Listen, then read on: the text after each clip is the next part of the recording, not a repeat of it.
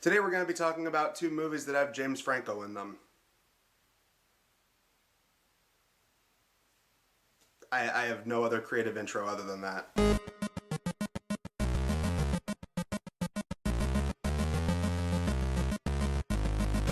Your Highness. So today we have a double feature, and similar to the last double feature I did where we looked at Hall Pass and Father Figures, we're going to be looking at one comedy from 2011 and one comedy from around the same time. That movie was 2017. The movie we're talking about for this video is from 2016.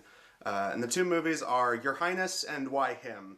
And, well, since it came first, as is tradition on this channel, we're going to start with the one that came first, so we're going to talk about Your Highness. Prince Thaddeus, played by Danny McBride, has always lived in the shadow of his brother, the heir apparent Prince Fabius, played by James Franco. Tired of always being passed over, Thaddeus is now content to slack off, drink mead, and enjoy the company of a maiden or two, while Fabius has fabulous adventures. But when an evil wizard kidnaps Fabius's fiancé, played by Zooey Deschanel, Thaddeus has no choice but to find his inner hero and join his brother's quest to save her. Now, I remember when this movie came out, and I think I rented it when it came out, and I think at the time I really liked it. Then again, I was in middle school at the time, so that probably explains it. I remember seeing the trailer and thinking, okay, that looks like that could be kind of funny. It's a period piece. It's supposed to be this medieval fantasy kind of Dungeons and Dragons type movie, except it's a stoner comedy. And oh, it's from David Gordon Green, the guy who at the time was mostly known for stoner comedies, as well as a couple of other like indie kind of artsy Hollywood type of stuff. But at the time, he was mostly known for Pineapple Express, because that was all over the advertisement from the director of Pineapple Express, which was a movie I liked. Even though I'm not the world's biggest fan of stoner comedies, even though there are a couple that I do really enjoy. Half-Baked is like one of my all-time favorites. I really do like Pineapple Express. I thought it was a really good, fun movie. I thought a lot of the chemistry between a lot of the actors was good, even though it does have remnants of that late 2000s, early 2010 Judd Apatow humor where it's, hey, let's just get a bunch of these comedian friends together, have them ad-lib a bunch of jibber-jabber, and then we'll figure it out in the editing room, which is certainly prominent with both of these movies. But at the time, like with movies like that, I thought they worked really well. I thought it worked well with stuff like This Is the End, where the whole point was that they were supposed to be playing exaggerated versions of themselves. Sometimes it can work. This is one of those movies where maybe it works for some and it definitely doesn't work with others. So what is the movie about? Well, it takes place in medieval times, and it's pretty much a stoner comedy mixed in with like a Dungeons and Dragons type movie.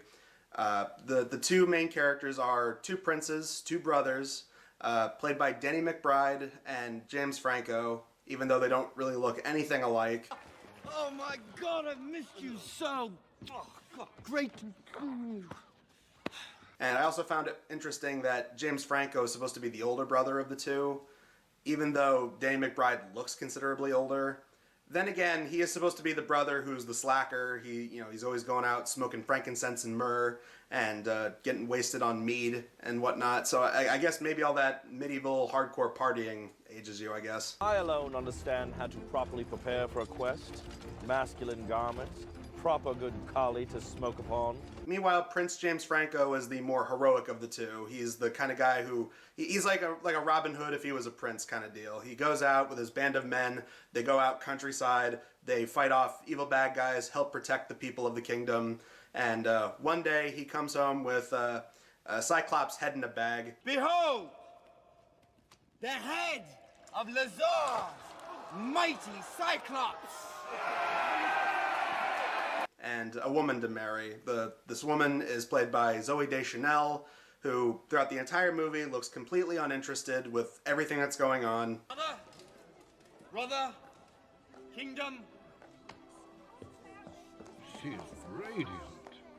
I'd like you to meet my bride-to-be, Belladonna. To be fair, I often see that in a lot of movies where Zooey Deschanel is there. I don't think she's a bad actress or anything, but there are so many movies I see her in where she just looks completely uninterested. And I don't know, I just find that as a really weird reoccurrence. When the two moons unite, so shall we.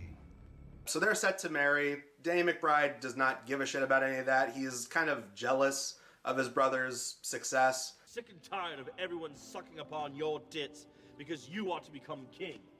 All the while, no one gives two turtle shits about me. And of course, their dad, who's the king, thinks he's an absolute fuck-up compared to his brother. No one does anything special for me when I do extraordinary things. And what extraordinary things have you done of late? Do tell me. Enlighten me. A bubble bath, ate some toast, had a sleep for 1 hour, and commissioned a naked statue of your fine self. God, if your mother could see you now. And one thing I thought they were going to do, but they didn't, they completely subverted expectation, and I actually kind of liked this part of it, is the fact that you think that with a brother who's really good at what he does, he's really successful and heroic, and you know the entire kingdom loves him and expects him to be the next in line to be king. I was expecting it that James Franco's character would be sort of like, you know, like a Prince Charming type, where it's like he's really egotistical and he thinks low of his brother. But honestly, there are a few scenes between the two of them where it's very apparent that he does care about his brother and he doesn't look down on him in any way. And I kind of like that because it really did subvert what I was thinking they were going to do, because it's the super obvious, easy thing to do. But they actually didn't do it, and I was actually quite impressed with that. Who's gonna be the most handsome best man? Probably me. Who's the prince with the most dashing mustache? Me. Who gives the warmest hugs? Me, of course. But before the wedding between James Franco and Zooey Deschanel can go anywhere, this evil wizard, who's the villain of the movie, played by Justin Theroux, you know, one of these guys, like a regular in their circle of comedian friends. I have other perils in store for you. Ones that are beyond the bounds of your imagination. One in particular, involving an ancient prophecy destined to be fulfilled by a powerful warlock. Me. He shows up and kidnaps Zooey Deschanel, and, well, they later on establish that his motivation is he's going to have sex with her because if he has sex with some maiden from some prophecy, that a dragon will be unleashed and will destroy the land, and he can basically take over. Because, you know, that's what happens when men have sex with women, right? They unleash dragons. I'm not stiffening. I'm just not attracted to you. Between all the build-up to dragons showing up, and considering how much this movie loves talking about penis, I was thoroughly convinced that George R.R. Martin did some uncredited rewrites on this movie. So, of course, James Franco and, well, at first his men, but his men end up getting wiped out, so it comes down to James Franco and Danny McBride, who really doesn't want to go on the journey, but he decides, fuck it, okay, I will. And they also have this manservant of theirs, who all throughout the movie is rocking a coconut head wig. Courtney, will you make funny faces to entertain me?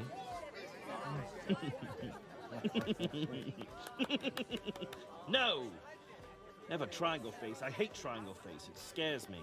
But they go on this big epic journey to try and save the princess, and along the way they get into a bunch of crude, wacky adventures and a shit ton of ad-lib, because in one of the few things I learned about the movie while doing some minor research after watching it, it turns out that the script wasn't finished, and so a lot of this was ad-lib, and you know what? It shows. Now, like I said earlier, and this is definitely going to play into not just this movie, but the other movie we're going to be talking about, but man, this just goes into that area that I always talk about with comedy movies. If you're familiar with Blockbusters Show, I've said this a million times, and I'm going to repeat myself.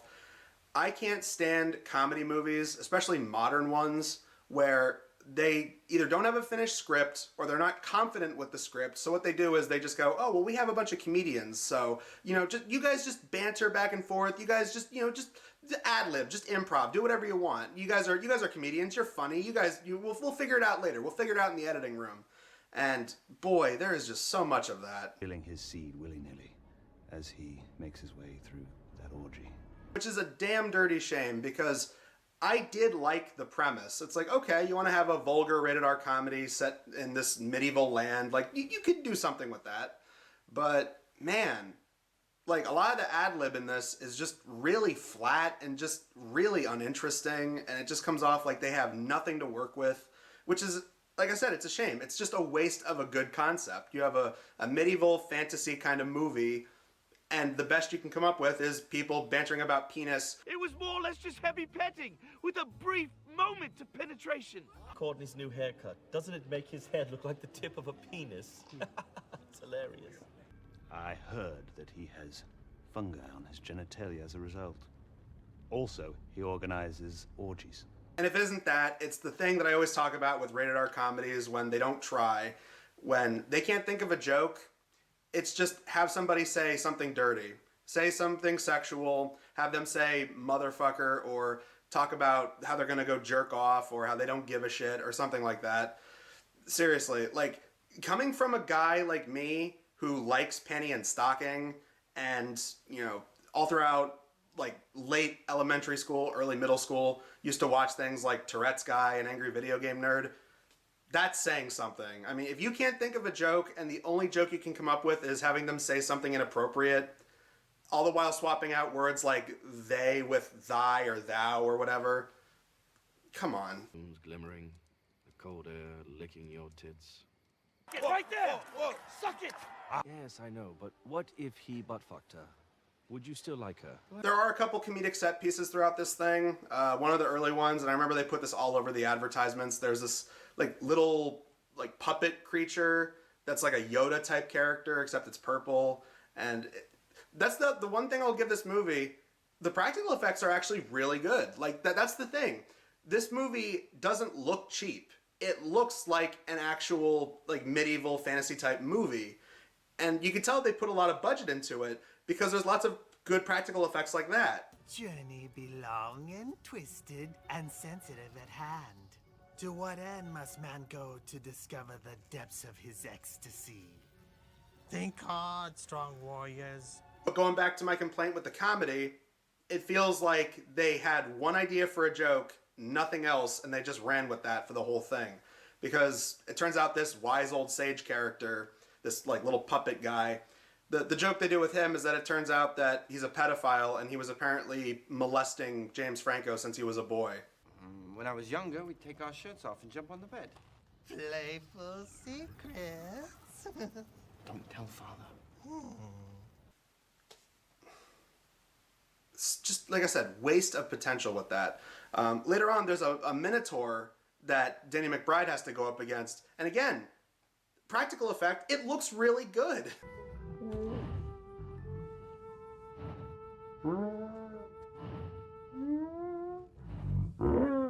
But the joke they do with it is just like they couldn't think of anything, so they just went with the one dirty joke they could come up with, which, oh, you know, you think he's going to like sever off like its horn or something as like a trophy to remember the fight. No, what does he do? He cuts off its penis and then like wears it around his neck like it's like a necklace. I was just trying to cut this horn as a souvenir of my kill, but it's proving to be a bit of a bitch. That's what I'm talking about. It's like, man, such good ideas, such cool practical effects. I really was going along with the movie, and then it would just do stuff like that, and it's like, oh. Almost halfway through the movie, they end up picking up Natalie Portman, and Natalie Portman, I said this before with other comedy movies I've reviewed, like Land of the Lost and Zoolander 2. She's basically there to be the strong woman character, to keep the man-children in line. I mean, and you know what? I said the same thing about Penelope Cruz in Zoolander 2, but Natalie Portman is acting like she's in a real movie. Like, she's the only one who's just playing it super straightforward. And you know what? God bless her. She was actually trying in this movie. What happens is, like, almost halfway through the movie, James Franco, Danny McBride, and their manservant, they end up getting kidnapped by this, like, warrior tribe or something. And the whole thing just looks like this weird Hobbit fan porn video segment. I don't know what the hell was going on with this sequence, but there's this like war tribe leader guy, and he's surrounded by a bunch of women who are like covered in mud and they're naked and stuff, and he's going to like force them to duel something, but then Natalie Portman shows up, and Natalie Portman, her character's name is Isabel, and her whole thing is, well, she has two things. The main thing is they establish that she joins their quest because she wants to take down evil Justin Theroux wizard. On a night just like this, I returned home from a hunt to find a bloodbath. Nothing remained of my 6 beloved brothers. I wear this bracelet, forged of the steel of their shields, as a constant reminder of my vow to avenge them.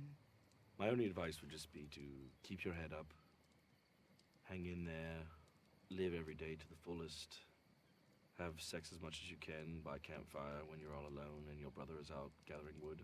The other main reason is because she's there to be Danny McBride's love interest. And this goes along with what I said in Land of the Lost. You know, you have 3 main characters, essentially. And, you know, you have 2 bumbling man-children, and then you have to have the female character who's there to tell them to get their heads out of their asses. As we were on the same path, I suppose you boys may follow me to Morderstarten. From there I seek navigation and march alone. We thank you. And may we have your name? I'm Isabel. Brother and myself will ensure that you run into no danger while you travel with us. With our huge muscles, we shall protect you. Who protect what? To be fair, everyone will protect each other equally, I'm certain. But we will protect her more because we are men. And that was the thing that also kind of bummed me out, because for the first half, James Franco acts relatively competent. I mean, like, once you get to the part with the wise old sage Yoda guy, then it kind of turns like, oh, he's not as smart or as cunning as he thinks he is. Like, he was manipulated into doing something like that. And then after that, they just kind of turned James Franco into a doofus as well. Ultimately, the movie goes exactly the way you'd expect it to. They end up defeating the evil Justin Theroux wizard. They save Zoe Deschanel. The wedding goes off without a hitch. Danny McBride proves himself that he's not such a fuck-up after all, because he went on the quest and he did a bunch of shit to prove that he's not such a fuck-up. And, well, they end by implying that him and Natalie Portman are going to have sex, but she has a chastity belt on, and the key is somewhere far, far away. So now they have to go on yet another quest to have sex. Something I have to show you. What? What the hell is that? It's a chastity belt, put upon me by an evil witch long ago. She now roams the snow mountains of Shamir. If I can defeat her, the curse will be broken. We would have to do this right now. Well, if you don't want to join me, I could just take care of it myself. No, fuck it. Let's kill that bitch. I would make a joke about, well, that would be a segue into a Your Highness 2, but they already made a joke about that, and this is the end. We should make sequels to more of our movies. Yeah. How about we not do Your Highness 2? Yeah. Which, as a person who likes This Is the End, that was one of the many things I laughed at. Even though I think at the time I didn't hate this movie, and I still really don't, I can't help but get a good laugh out of that. It's like, even they don't seem to be fond of Your Highness. I really did want to like this movie rewatching it, because I believe I liked it back when I saw it, when I was in middle school, but it's been such a long time since I've seen it. And the few things I read after watching it kind of put everything into perspective. It's like, okay, they had a really good idea, but the script wasn't finished, so they just filled it in with a bunch of placeholder footage of just them bantering back and forth and babbling and improvising and ad-libbing, and it just feels like a waste. You know, you got such good ideas in here, got really good practical effects all throughout, which really shows they put a lot of work into it, but when it came to the most important thing, the script, that being said, Your Highness at least had an interesting niche going into it. It's like, hey, you know, it's a dirty R-rated stoner buddy comedy, but it's a medieval fantasy film. Why him does not have the same kind of excuse. Why him is one of these very generic, forgettable, mid to late 2010s comedies. And let's just get it over with. During the holidays, loving but overprotective Ned, played by Bryan Cranston, travels to California to visit his daughter Stephanie, played by Zoe Deutsch, at Stanford University. While there, he meets his biggest nightmare, her well-meaning but socially awkward boyfriend Laird, played by James Franco. Even though Laird is a multimillionaire, Ned disapproves of his freewheeling attitude and unfiltered language. His panic level escalates even further when he learns that Laird plans to ask for Stephanie's hand in marriage. I've said this before with other comedies I've reviewed, like Deck the Halls and whatnot, but this is yet another wannabe Meet the Parents awkward style comedy, even more so than some of the other ones I've looked at, because this one basically feels like a role reversal of Meet the Parents, whereas Meet the Parents was about this girl's boyfriend or fiancé or something along that line having to meet her family, and the dad is like this super strict disciplinarian who doesn't like him and is always busting his balls and always trying to embarrass him. Here it's the other way around. You have it that the crotchety old dad is now being constantly flustered and embarrassed by his daughter's boyfriend slash fiancé, who here is supposed to be this extravagant millennial tech bro multimillionaire played by James Franco, who in the movie is supposed to be like 32, but then I looked it up. At the time, he was like 38. And the girl he's dating is supposed to be like 21, 22. So the entire time, that just kept taking me out of the movie. I'm like, James Franco was not that young. I mean, I know to some people he has a baby face, but it's like, he was not that young when they did this movie. He was like pushing 40. Bryan Cranston plays Ned, and he has this small mom and pop paper company. Unfortunately, it's not set in Scranton, Pennsylvania. No, this time it's in Grand Rapids, Michigan. Small mom and pop place. He's married to Megan Mullally, which, good to see her come back to the Blockbuster Show after she appeared in What to Expect When You're Expecting. And their son, I forget the actor's name, but when I first saw him, I'm like, is that the kid from Young Sheldon? And then I had to remind myself, like, no, wait, yeah, that kid would have been really young at that point. That kid was way too old to be him. But something about, like, I think it was his haircut. For some reason, it made me think of that kid actor from that show. He's like an intern at the company. And later they say he has like all these like brilliant ideas that he wants to do, but his dad's too old and stubborn to listen to him. I'm gonna be running my dad's business one day. But he won't even listen to any of my ideas about innovation. What? Right? They have a bunch of people, a bunch of friends that they work with, a lot of people, the celebrity cameos. Well, celebrity cameos. Like, they have this friend that works with them, played by Cedric the Entertainer. And again, right off the bat, I could just tell, oh God, a lot of unfunny ad-lib they decided to leave in the movie, because I cannot tell you how many times this movie has scenes where it's just people bantering or blabbing about something, and then they just awkwardly cut to the next scene. Bow, bow, bow. He just wants to go and go and go, and just morning, noon, and night. And Stephanie, here I am. Stephanie, here I come. I'm coming again. I remember being that age, don't you? Just always ready.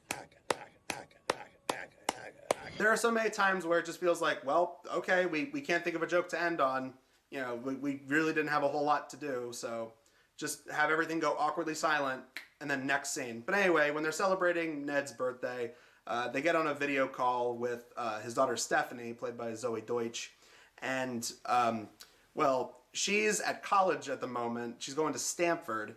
And it seems that in the meantime, she met a guy that she likes, and that's James Franco, who plays a guy named Laird. And he is this super multi-millionaire tech bro guy. And, well, you could definitely tell this was 2016 because, I mean, like, they basically do a lot of the typical jokes you'd expect from not just that style of humor, but also that point in time when, like, oh, let's make his, like, mansion that he lives in look like an Apple store. And let's have all these obvious jokes about LA hipsters that eat things that aren't really food. They're like these weird hipster creations. We'll make jokes about guys that have man buns. And surf and turf for you. Ooh, steak and lobster. Yum, yum. My version of surf and turf, edible soil and plankton foam. Dig in. Lost all your parents' money on your avant-garde piece of crap short film, you're gonna need a job. Guess what? It's guys like me that hire. Guys like me don't hire punks like you. They decide to go out to LA to spend the holiday weekend with her because this is a Christmas movie, and you could argue, oh, well, because it's filmed in LA and, you know, there's no snow or anything, it doesn't feel like a Christmas movie. But really, no point in this film did it feel like a Christmas movie. Even near the end when they go back to Michigan and there's snow everywhere and they have a Christmas tree and everybody's wearing Santa hats and whatever, never once did this movie feel like a Christmas movie. Here comes Santa. Oh, really? Oh. Merry Christmas. Oh, so... I mean, shit, man, at least Deck the Halls looked like a Christmas movie. It wasn't a very good one, but it looked like a Christmas movie. Hell, that same year, Bad Santa 2 came out, and that was a better Christmas movie. And Bad Santa 2 wasn't even that good. So they get to his house. He's a tech bro multimillionaire because he makes app games. And he has a group called, what was it, Gorilla Gang? They make the super obvious, like, LA hipster type of jokes. I mean, like, there's no paper in the house. Instead, everything is computerized. And they have this extended joke about Bryan Cranston trying to use the toilet, but there's no toilet paper because in the house they have these Japanese toilets that instead of having to use toilet paper, they spritz water to help you wipe down there. And sploosh. Oh.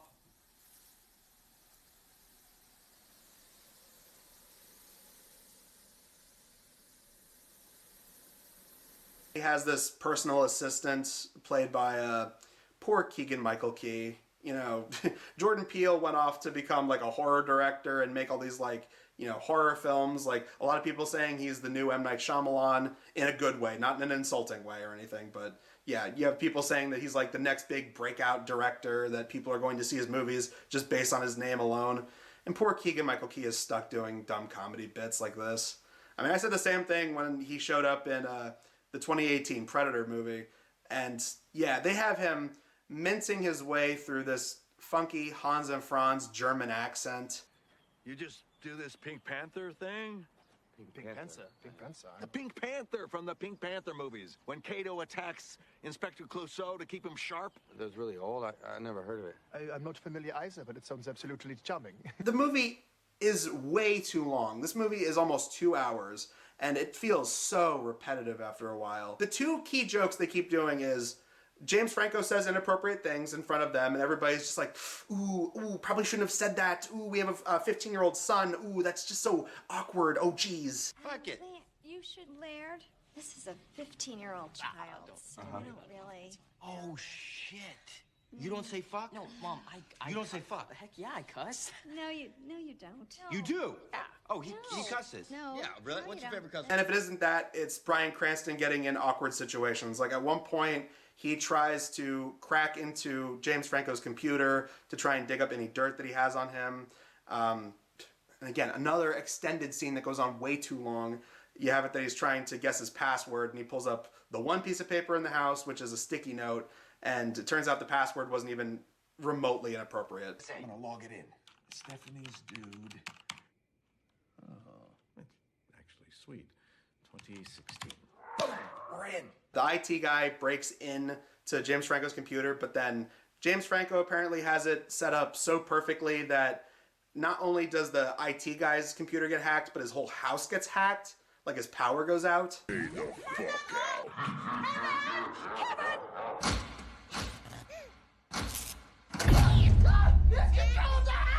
But then, Bryan Cranston has to hide because James Franco and Zoe Deutsch, his daughter, walk into the room. So he has to hide. He hides under this desk. And what starts off with them bickering turns to them having sex. And so Bryan Cranston has to, like, listen to them have sex, and he's just like, oh, geez, that's so wrong. Oh, God, that's so bad.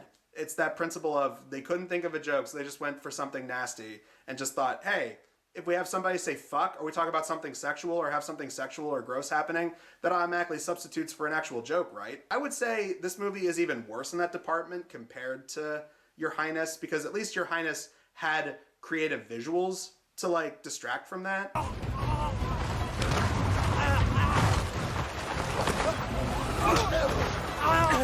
But this movie, it just looks so bland. The entire time I was like, man, the cinematography, everything about this just looks like a sitcom. And since Bryan Cranston is supposed to be the character you're relating to, because it's like, yeah, you're like, why would you want your daughter around this guy? Like, the title could not be more appropriate. Yeah, why him?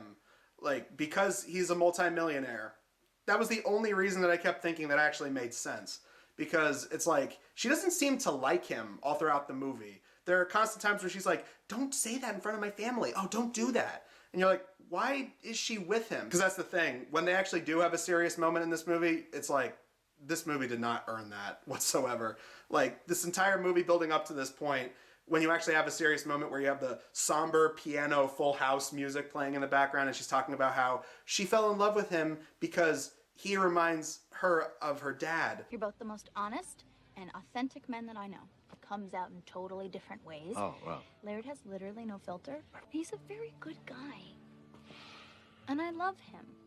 This is so fucking corny. This is so, like, slapdashed. He starts to impress the other members of the family. The son is now cussing up a storm and wants to be like him. You have it, the mom eventually starts to like him because he keeps making these, like, really creepy offhand remarks about how hot the mom is. Mom is beautiful. She deserves some props for that. Well, I'll take a compliment wherever I can get one. Well, here's another one. You got a banging bod, too. He has this big party at one point, and he brings a bunch of his, like, tech bro, like, millionaire friends over. One of them is, like, somebody who did some kind of business deal with Facebook, played by Adam Devine, I think is the guy's name. He was from that Comedy Central show, Workaholics. He's in this one scene, and honestly, he just kind of felt wasted. It's like, I've seen that guy in other things. He can be funny, but they don't really give him a whole lot to do here other than just kind of acting like a douche bro. Oh god, that's the other thing. All the cameos in this movie. Here's how you know a movie's gonna be terrible. When you have cameos from fucking internet people and musicians and billionaires, because this scene has a cavalcade of people showing up. In the background, you see Tobuscus. So it was fucked up, man. It was so fucked. It took me 2 weeks on the J2EE database trying to get the interface to react with the server so I can get the containers up and running again. I'm sorry. Some DJ guy, I'm blanking on his name. I think it's like Steve something. Steve Aoki.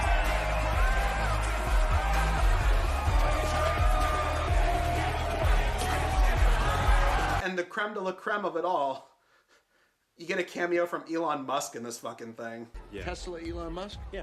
Wow. How do you know Laird? Well, he's dating my daughter. Uh-oh. Nice talking to you. Yeah. What? I don't know what to say. Do you know what to say? I don't. You have it that the mom ends up smoking vape, which she gets high on, and she tries to have sex with Bryan Cranston, and he kind of gets into it, but then eventually chickens out at the last second. Oh, you also have it that the house has this like knockoff Alexa, Siri, Jarvis from Iron Man, type AI system in the house, and they make a point to point out that she's voiced by Kaylee Cuoco, whatever her name is, from Big Bang Theory. That chick from the Big Bang Theory, Kaylee Cuoco, to do the voice. Jay, say hi. Hey, Ned. Hey, Barb. How are you guys? The third act is when I was like, I know exactly what is going to happen. And sure enough, like anybody can predict how this movie's going to end. Because they try to have this big Christmas party where it's just family and friends all together. And, well, they establish in the first act that like James Franco has this weird hipster art.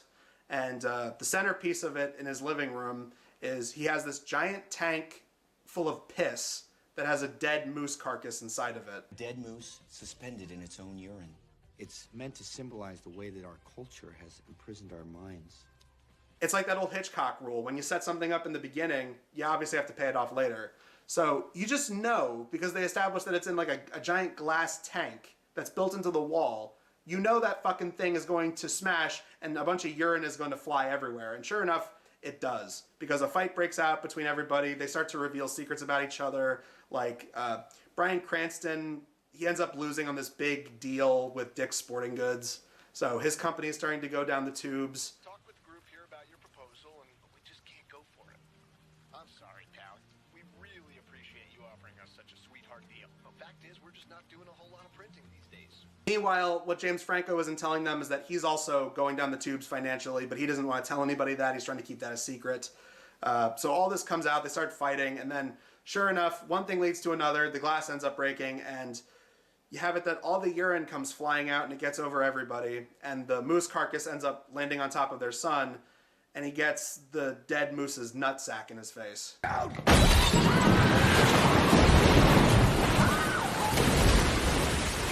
Yeah, okay. So that's the boiling point. Everyone decides, like, we're just going to leave. Everyone acts like Bryan Cranston is a douche for this, but it's like, Bryan Cranston, while he is a little bit overprotective, you can still kind of get where he's coming from. I mean, that was probably the one thing I actually did kind of laugh at throughout this movie was the fact that Bryan Cranston, they do try to play up the whole, like, yuppie dad, doesn't really understand modern things. You drop out of college. Because of his influence, you get a 2. Dad, I think you mean Tad. You definitely mean Tad. I mean, Ted, it's not a 2. Tad, no, it's not a 2. No. No, I saw it on Geraldo. They call them 2s. I'll start vaporizing. What? You vaporizing. What are you talking about? When you have, it's an e-cigarette, but instead of tobacco or a fake tobacco, no, you have marijuana. But even when I would laugh, there would be that sense of like, oh my god, that's fucking Walter White saying that, dude. That's fucking Heisenberg doing all that. It's like, you go from Breaking Bad to this. Some about that, like that has to hurt, at least on some level, right? They end up going back to Grand Rapids, Michigan, but once they get there, you have it that he's trying to not tell his employees who are there for this like big family gathering at their house in Grand Rapids. But then James Franco shows up and he brings the daughter along with him so that they can try and work it out. And the way they flimsily try to have it that, like, oh, they finally realized they were both being dicks, is you have it that the daughter gives some speech about, like, you guys never care about what I want. Idiots think that you can pass me back and forth like I'm your property or something. I'm done. This is the worst Christmas ever. Stephanie's right. It's up to her. It's always been up to her. Not us. It just took me a while to realize that. It's so true. Dude, we were such jerks. We have to wrap this up and make it somewhat believable, I guess. Okay, that's how we're ending this thing. Oh, and as a Christmas gift, he gets Kiss to perform for them, because they kept saying Kiss all throughout the movie, that, oh, it's their favorite band, their family loves Kiss. So they got at least 2 of the members of Kiss to show up and sing some music. I was made for loving you, baby. Yeah, that's your big celebrity draw for the movie, Kiss. Oh, and then you end with them going into business together, so that way they can both prop each other up financially, and you can have like this, you actually can have a family business, so they're all working together. And the way they explain this is in a really rushed epilogue where Keegan-Michael Key is recording from his smartphone. Hey, what do you think of the new facial hair, huh? I'm based in Michigan now, so, I'm trying to do this whole kind of Paul Bunyan Midwestern thing. I wanted to fill it all out. That felt like a really rushed way to tack on an epilogue. Like, I know at the beginning of the movie you had it that Zoe Deutsch and James Franco were FaceTiming each other. I get that. It's like, oh yeah, well, we started the movie like that, so clearly we must end it the same way too. And, show off these pictures that some look legitimate and other ones look like they were photoshopped. Like, that whole epilogue felt like a rush job to just end the movie. So, Scotty, Laird, and Ned took the printing company, turned it into a toilet factory, and it's going great! The toilet is water efficient and eco-friendly. It's state of the art. I'm telling you, they have invented the Tesla of toilets. It's amazing. So at the end of the day, if people enjoy these movies, that's perfectly fine. If you got some laughs out of it, more power to you. Me personally, they're not the worst movies I've ever seen. Your Highness, like I said, the humor in it wasn't great, but every once in a while I would laugh at some of it. I feel like it's the kind of movie that I rented it as a kid, and I feel like that was the perfect way to watch it. Like, just put it on in the background, and every once in a while there would be something to laugh at. And impressive practical effects, and the concept was really solid. And compared to Why Him, it was way better in comparison, because at least it had more interesting things going for it. Why Him, it felt like a slog to sit through, because it was 2 hours long. It didn't need to be that long. A lot of it just got really repetitive after a while. Just a lot of cameos and mugging and exaggerated set pieces. I feel like this is one of those just super forgettable mid to late 2010 comedies that not a lot of people bring up anymore. And looking back, 2016 is really no different than 2011, because there were just so many movies, especially comedy movies, that would come out that they came and went. They're just so forgettable. In a way, it really is sort of the same thing as Father Figures, in that, is it the worst thing I've ever sat through? No, not really, but I really never want to watch this again. I feel like it's a one and done kind of deal. I mean, Freddy Got Fingered is a horrible movie, but it's memorable. There's so many things in that movie that you remember that stick out to you. The only thing that's memorable in this movie is that a dead moose landed on a kid and its nutsack flapped in his face while drenched in a pool of its own urine. Like, that's the most memorable thing this movie has. That's really about it. Everything else is just incredibly lifeless. It just feels like watching a generic sitcom, but they were allowed to swear in it. And it went for 2 hours. And Kiss made cameos. That's about it. I could keep Blockbusters Show running by simply talking about movies from 2016, because there were just so many movies that came out that year. Some went to theaters, some went straight to video. This was sort of the building blocks of the whole streaming boom that we would eventually see in 2020. But man, there were so many movies that just came and went, and when some of them were bad, they were really bad. But anyway, that does it for this video. We have one more video coming up this month. I was going to do another review, but I got sick, so I was trying to lay low and just try and focus on getting better. I was going to talk about Mr. Megorium's Wonder Emporium, but I watched it, didn't really have a whole lot to say, so I figured, between that and getting sick, it's like, all right, yeah, I don't really need to do a video on on this. But next time we're going to be doing a video on an anime that I really enjoy, that being Spy Family or Spy X Family, however you want to call it. And that'll be fun, especially considering the 3rd season is coming up soon. So definitely looking forward to talking about that one. But until then, I'm Adam Sykes of the Blockbuster Show, and we will see you guys in the next video. Started calling him Dad. Oh, vey. Fuck, man!